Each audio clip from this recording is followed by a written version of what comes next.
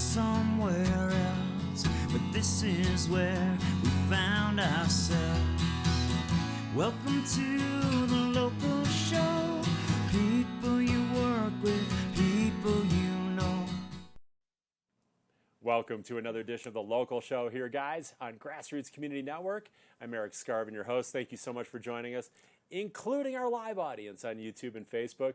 Thanks for tuning in this week, guys, in our 19th year live from Aspen, Colorado. I'm really happy to be joined by a friend and a first-time guest. Her name is Kat Adams. Welcome to the show, Kat. Thank you for having me. I appreciate it. Kat, we were just kind of joking a little bit. You're a cat surrounded by dogs today. I'm known as Sundog.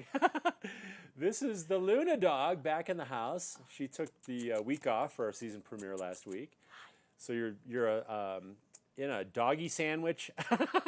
So exciting. Welcome, Kat, to the show. Does that mean I'm the ham in a sandwich? Well, you could be a ham. We'll find out today as we interview you. I was eaten by the dog, so perhaps that's not a great analogy. So I could tell from your accent, Kat, you're not exactly probably a Colorado native. Tell us about kind of born and raised, and I like to say your Aspen story, how you landed in the valley. Well, I've been here 23 years. Okay. So I guess transplant at this point. Is that what you'd call me? Yeah, well, that's a local, though, I'd say. I'm going to just call you a local. I regard myself as a local, but perhaps some people born and bred here wouldn't consider that to be the case. Depends on your perspective. Thank you. Yep, so I've been here 23 years. I'm originally from Guildford in Surrey in England. Okay. My family has recently moved down the south in Somerset, which is where Harry Potter's author originates from. And so we spend a little bit of time there in the off seasons. And is it Roland? Is that her name? Yeah. J.R. Rowling. Okay, yeah. There you go. And it's absolutely, it's beautiful. I could digress and get completely into that area.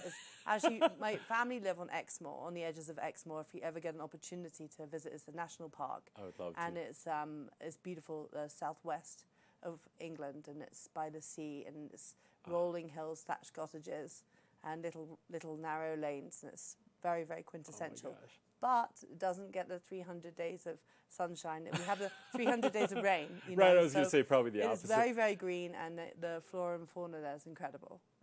Tons of orchids and lavender, heather, gorse, very bright yellow gorse, and then beautiful. Incredible cliff walks, little coastal paths, and very craggy, geographically cliffs, and so it makes it quite spectacular. So if you ever get to that part of the world, I can give you a bunch of hikes and I would love runs, it. Bike rides, and things like that. So. I've got some great clients, longtime clients, from England, and they've invited, put out the invitation too. So would love to. I call it my bucket list. Why just have a bucket list when you can go around the world and bike it? Oh, absolutely. And bike the countryside. That sounds so beautiful. My parents actually just finished yesterday the Camino Trail. Oh, there you go. And they were doing that for 3 weeks, so they're quite into the biking also.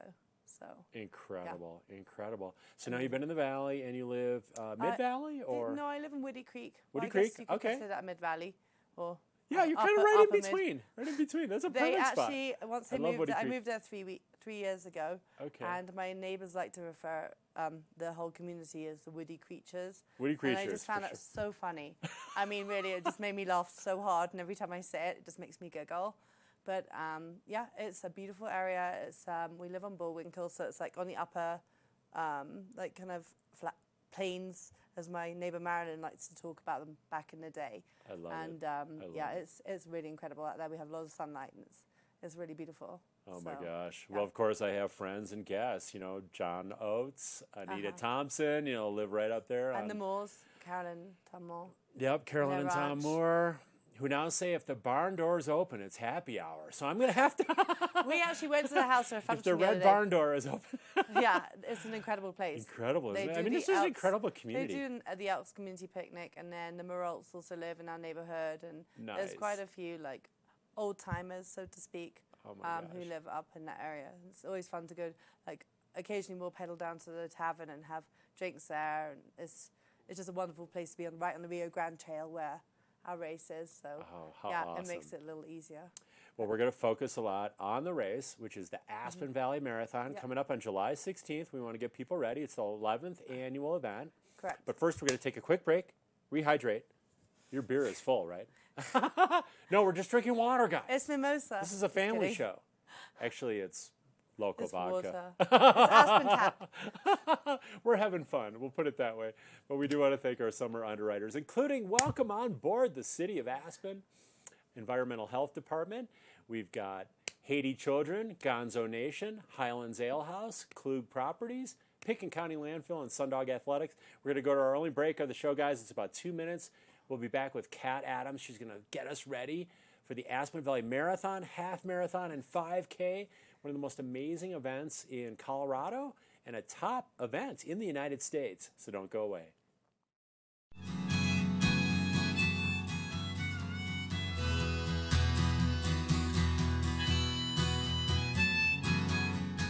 Support for the local show comes from the City of Aspen, reminding you that you can significantly reduce your carbon footprint by composting food scraps. When food is buried in the landfill, it produces extremely potent greenhouse gas emissions that adds to the trapping of heat in our atmosphere. You can become a climate change warrior by joining our compost program today. Learn more at aspen.gov. The Gonzo Foundation is a nonprofit organization created to promote literature, journalism, and political activism through the legacy of Hunter S. Thompson, and is a proud supporter of the local show and GrassRoots TV. For more information, visit thegonzofoundation.org.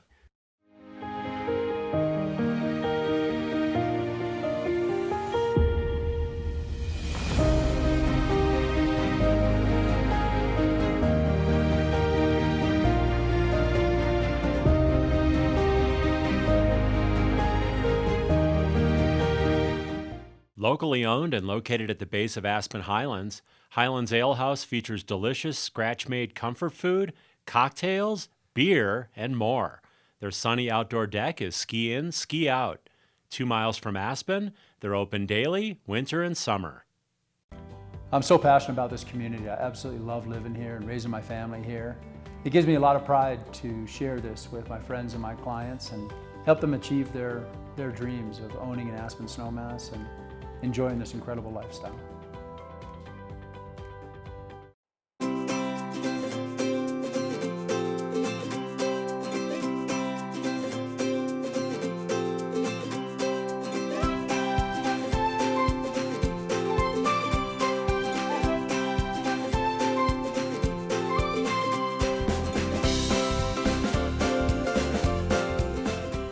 Donate, shop, and save.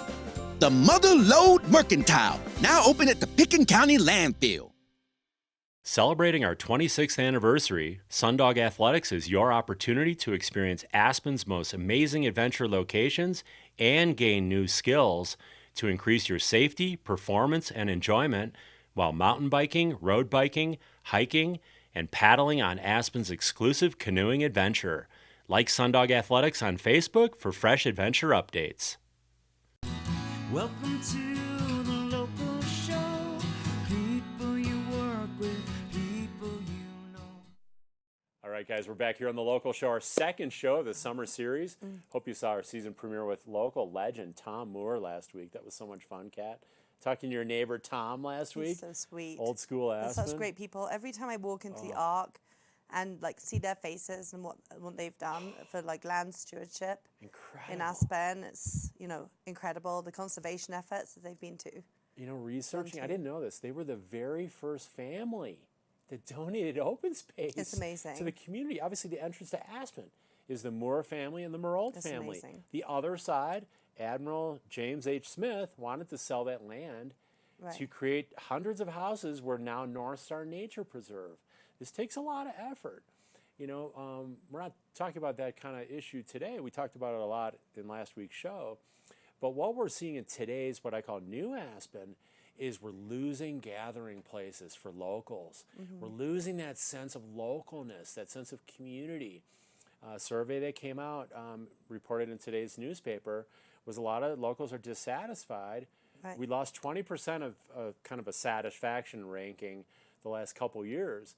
And a lot of the issue was around these like local gathering events or places or other areas where we can gather and be, together as a community.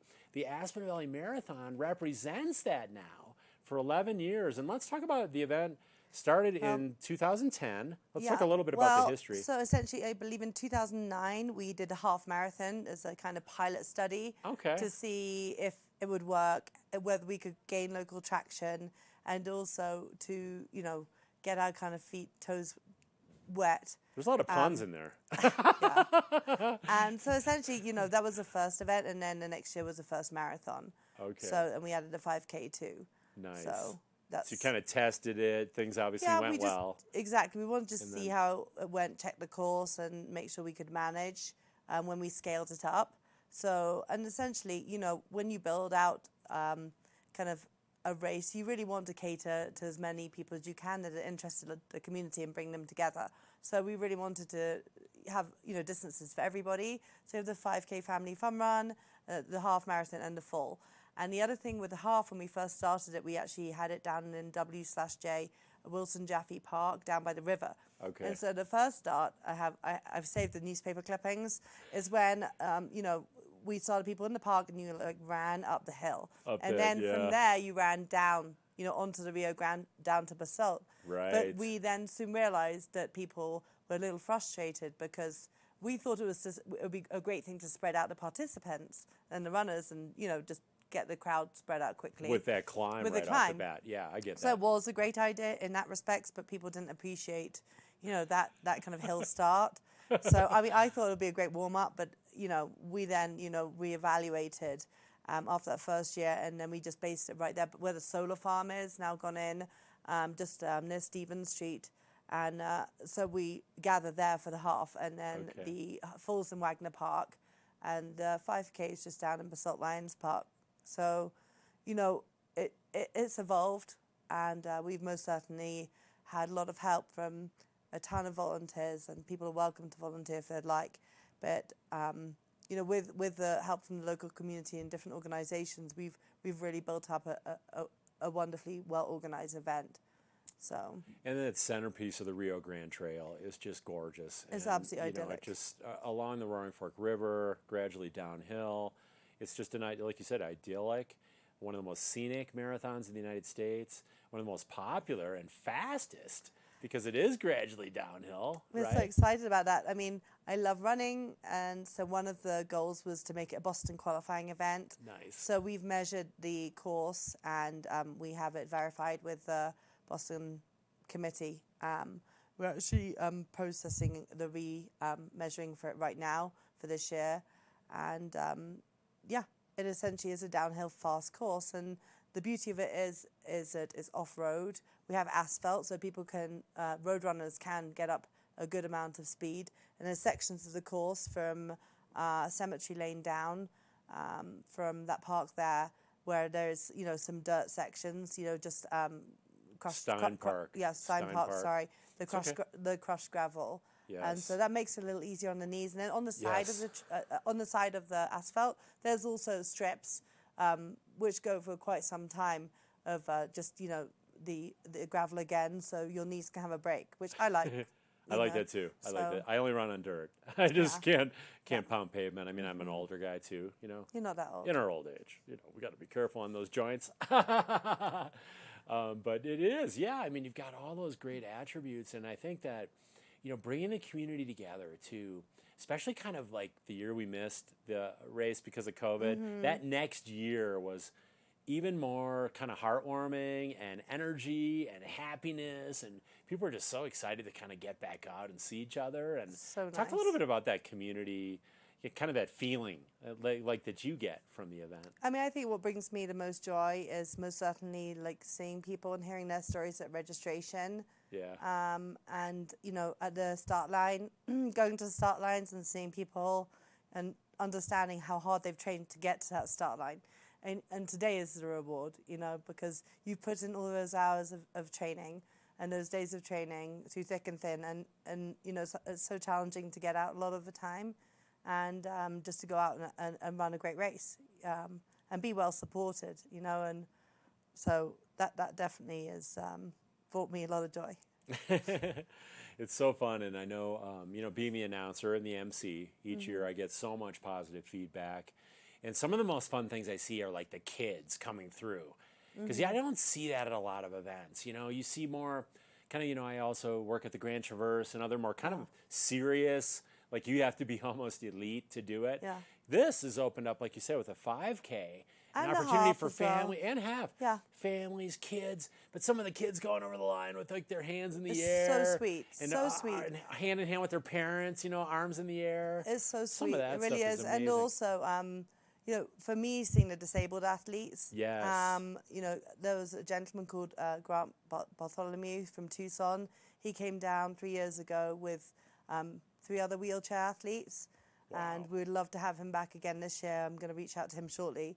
And just watching him, go across that finish line, and it's incredible. And we've had to be really prepared when we have the wheelchair athletes, because they're so much faster than regular runners, and just to be prepared for them and make sure that we have those aid stations open because they need us, So, and just giving them that support too, and just, holding them in your arms at the finish line, just saying, well done, you did it, you're incredible, just to overcome the challenges you have on a daily basis, plus get out here and do this is pretty spectacular. It's really impressive. So, it's inspirational. It it's really is inspiring. And when you're kind of tired and you roll over in bed and you're like, you hit that alarm, you're like, oh, shouldn't train today? And you're kind of like, well, I'm able-bodied, I can, and you better get out there and do it, just, it gives you more of a positive mindset when you just, realize you're kind of giving back and putting something on that other people can enjoy.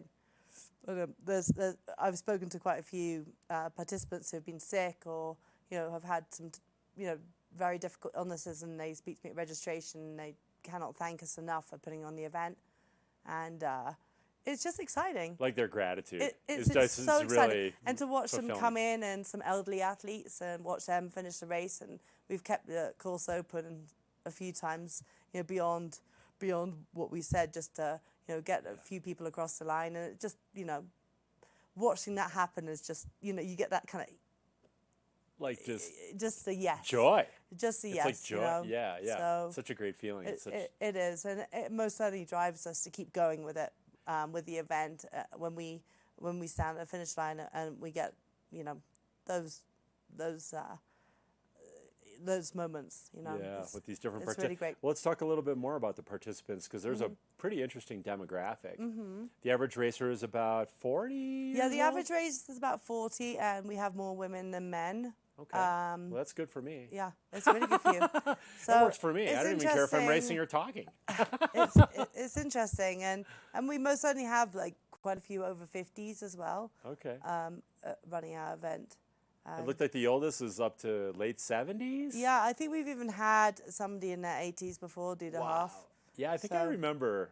That's 82, I mean, 83. You couldn't even tell they were 80. It's incredible. It was like the new 60. You know.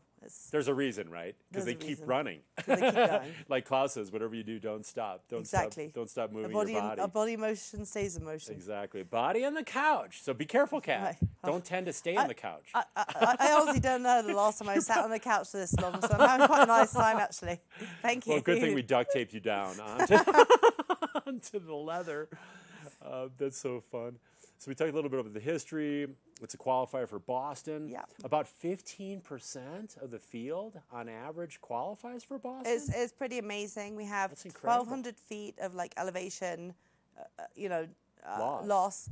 Thank you. And so that most certainly helps. It is a downhill fast course. Yeah. And we try and start. I mean, I've been pushing pretty hard to keep a 6 a.m. start, which is brutal for the volunteers and for the organizers. But when you're coming through, the average person's probably running in about 4 hours. Yeah. So essentially, to be finished by 10 o'clock versus 11 or 12. Because it's a July. I most certainly, do not enjoy running in the heat. And right. I really would like people to there's less casualties, there's less incidents. We're also there's a lot of trail users. We're very fortunate that Pitkin County allow us to use this space. Right. And we have to have it permitted. And because of that, just being mindful of the other users, because we don't close the trail, and just getting off there before the kind of the heat of the day and the majority of users that come onto the trail is most certainly just a smart fast. So we call it the GP in racing, the general public. They're going to be out there mixing it up on the same course in the same area. We do a lot of labeling and signage all over our course, and it takes us. We start laying out the course 2 days beforehand. Okay. Wow. And so we stash a lot of our signage. And behind the scenes, so that the day before we can start putting it up, because we're only permitted to do it, the day before. And then we have to post all of the trailheads, like warning signs. So we have hundreds of signs sitting in my office that need to be laminated and hung, and all of this good stuff. So we certainly really try and make sure it's safe, and ask the other people using the trail to be careful with our, mindful about other people, the runners.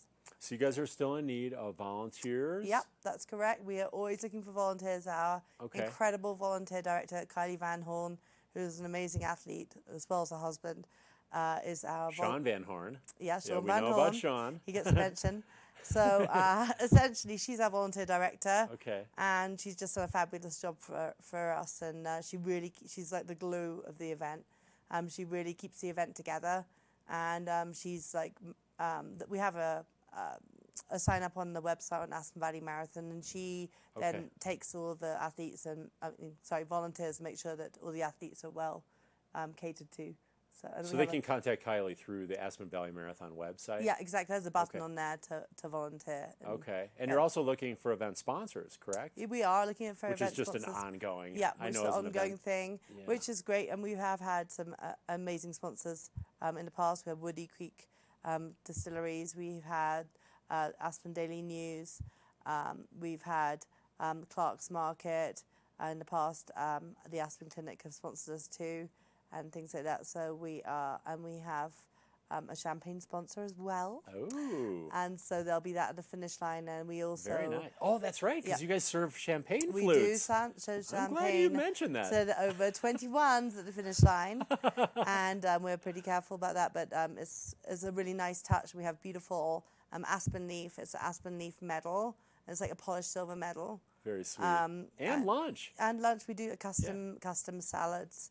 And the French bakery at the ABC produces them. It used to be Frank Therian's bakery, but it's a French bakery now, I believe. So yummy. And it's amazing that they serve the most delicious salads. So DJ Mayfly going to be there Mayfly, again this year? I believe, is going to be there. We've been talking, We've been talking. So Mayfly is usually providing some music. I'm there does. announcing. You're there announcing. And MC. Nick Tindonenko is our photographer again this year, and he's done it for about a decade as well. Awesome. Yeah.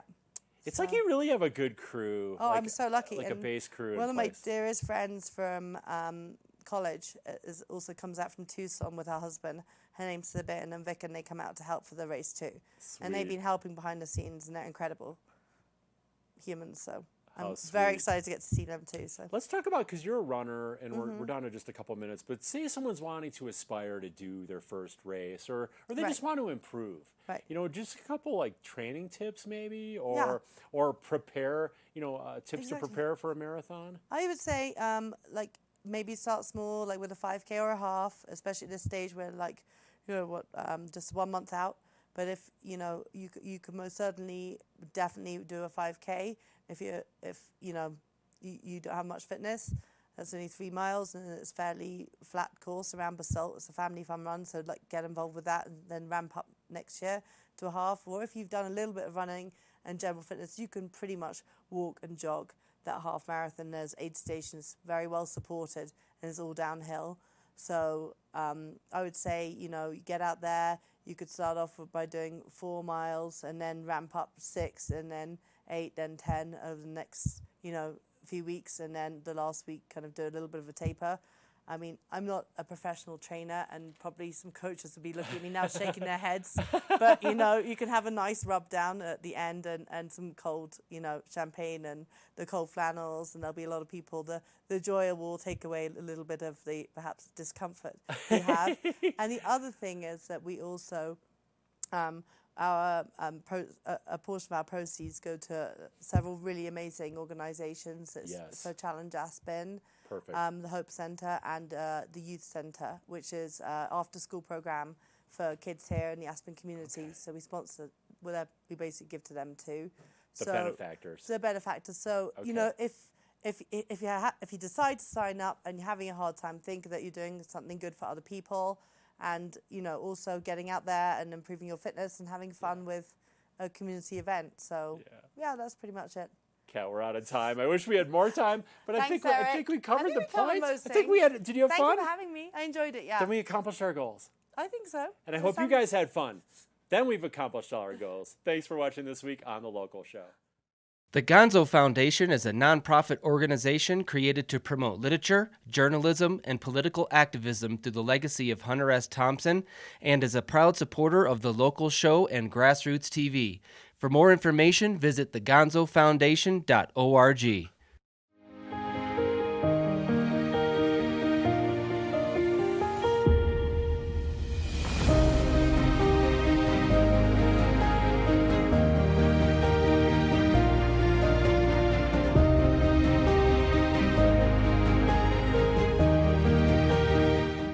Locally owned and located at the base of Aspen Highlands, Highlands Ale House features delicious scratch-made comfort food, cocktails, beer, and more. Their sunny outdoor deck is ski in, ski out. 2 miles from Aspen, they're open daily, winter and summer. I'm so passionate about this community. I absolutely love living here and raising my family here. It gives me a lot of pride to share this with my friends and my clients and help them achieve their dreams of owning an Aspen snowmass and enjoying this incredible lifestyle.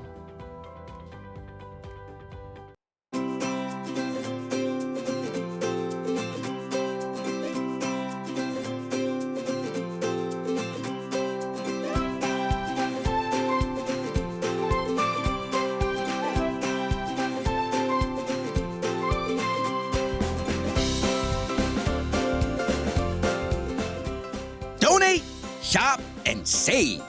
The Mother Lode Mercantile, now open at the Picken County Landfill.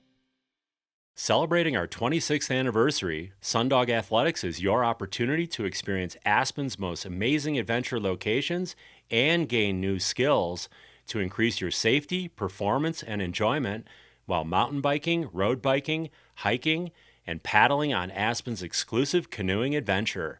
Like Sundog Athletics on Facebook for fresh adventure updates. Welcome to